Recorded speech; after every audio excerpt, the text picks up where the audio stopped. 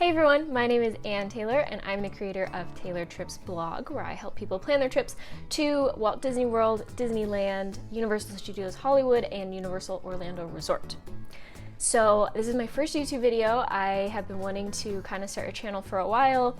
I just feel like there's a lot of things that I would be better at saying when I'm just talking to a camera instead of taking the time to write it out. So what I was thinking about what to do for kind of like a first topic and introduction to this, and I was like, okay, what do people need to know? And I decided I wanted to make a video on Disney lingo. So like common words and abbreviations that you will come across a lot when you're introduced to the Disney World. I think most of these apply to Disney World more so than Disneyland, but you'll still see some when you're planning a trip to Disneyland.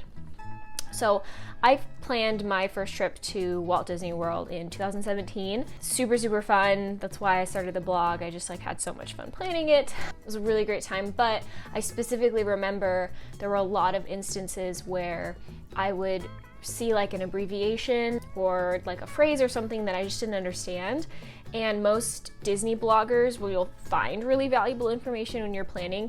Just kind of throw these words in because once you know what it is, it becomes pretty common language within the Disney World. The Disney World. But if it's your first time, it can be like a little confusing. So I decided I just wanted to sort of outline all of those just in a single video. How we're gonna start, so the first ones are, I have my notes over here, so that's why I'm looking off camera. The first ones, they're like abbreviations. I think they're technically called initialisms, I think is the word. Just basically what is very popular within the Disney parks is taking the first letter of each word and using that, but not like an acronym or anything really. It's just like, for example, Walt Disney World is often referred to as WDW. So I'm pretty sure that's technically called an initialism, which is sort of, just fun fact. We're gonna start there. So that'll be most of them, and then there are a few words that are just words that I'm gonna go over towards the end. So the first one is, like I said, WDW. That stands for Walt Disney World. Sometimes it can be a little confusing for people, I think for two reasons. The first one is most people refer to Walt Disney World just as Disney World, which I do as well. And so that extra W, I think, can confuse people sometimes. But the other thing is a lot of people, and this is a big pet peeve of mine, I think if you're not in the Disney World, that's so funny. I need to stop saying that. If you're not in the Disney bubble audience, it wouldn't bug you as much, but it bugs me now. But a lot of people write out Disney World as a single word, so they don't separate the two words, and so then I think people might even have some more confusion. So WDW stands for Walt Disney World. Then within Walt Disney World, you have 4 different parks. One is Magic Kingdom, which you'll often see referred to as MK. When you see AK, that stands for Animal Kingdom, which is park number 2. Well, there's no order, the second park. If you see HS, that stands for Hollywood Studios, 3rd park.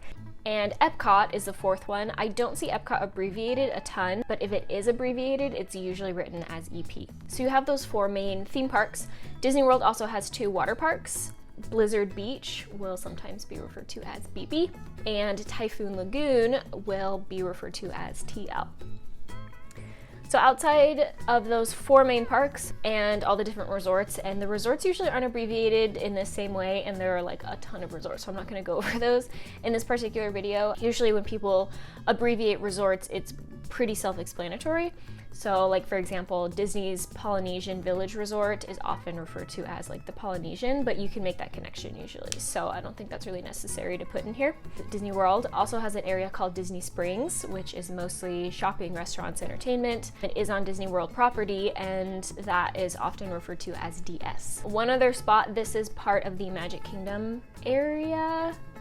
Technically, I think that's where you could categorize it. But I saw this a lot when I was planning my first trip and it confused me. But the Ticket and Transportation Center you'll see it abbreviated as TTC pretty often. To me, it just seemed like a really confusing place, but basically it's like a parking lot And there you can access a ferry or the monorail.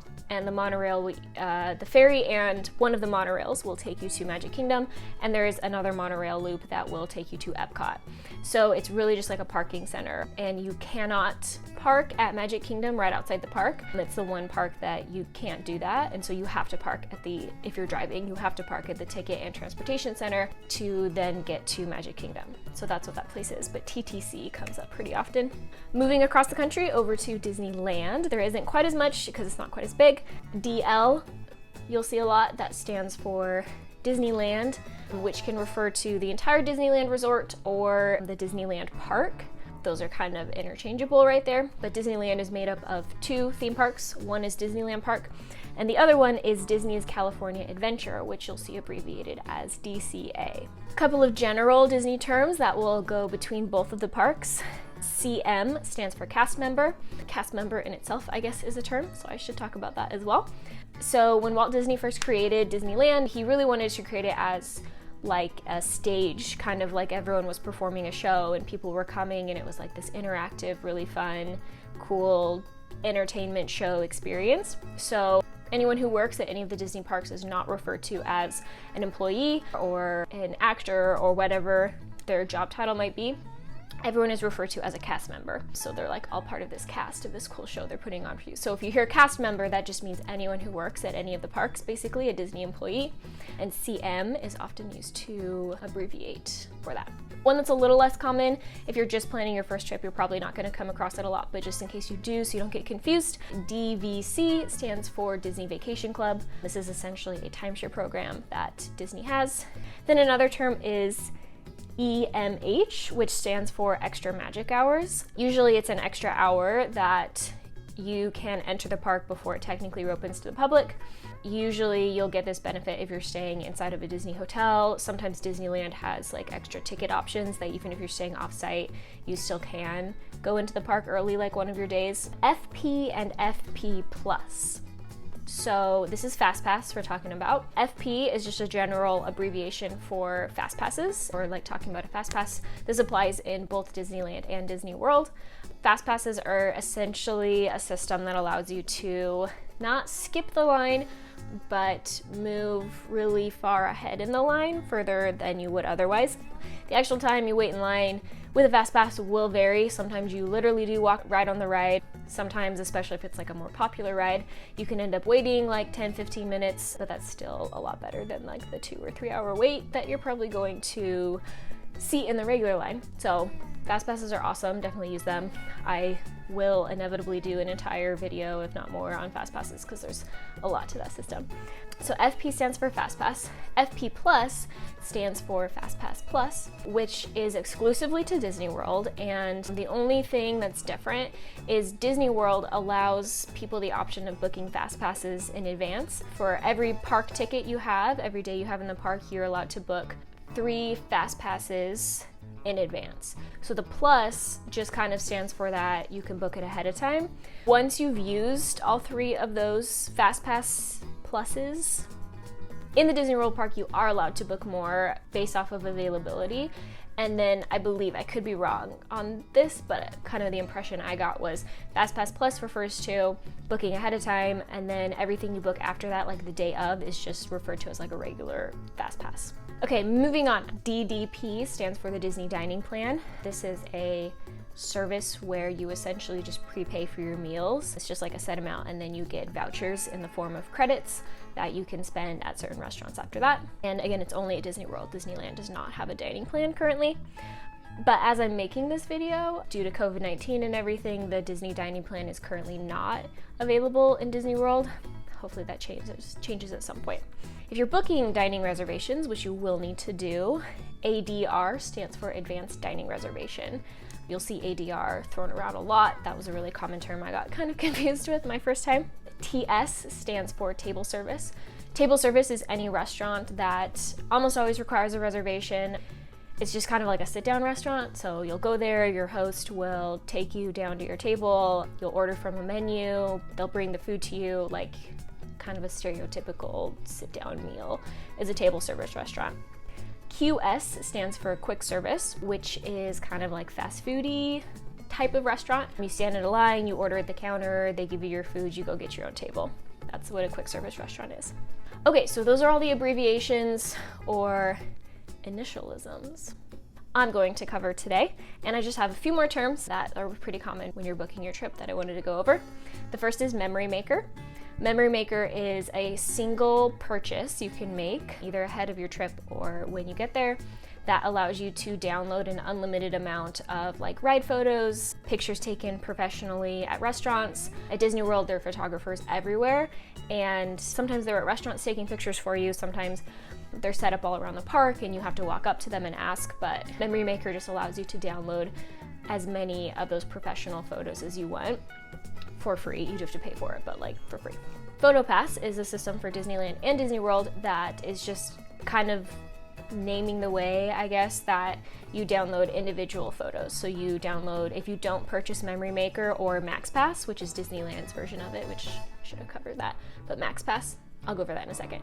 If you don't purchase Memory Maker or Maxpass, you just have to purchase those photos individually, and you do that through the Photopass system. Maxpass for Disneyland is kind of a combination of Memory Maker and sort of a Fastpass system. So currently in Disneyland, they still have kiosks up for getting Fastpass, so they do like a paper Fastpass system where you have to like physically walk to the kiosks and pull out your Fastpasses. It's not super hard, but it's definitely more inconvenient, and Maxpass allows you to, like you can do at Disney World just normally, they allow you to book Fastpasses just through your phone if you pay extra for Maxpass.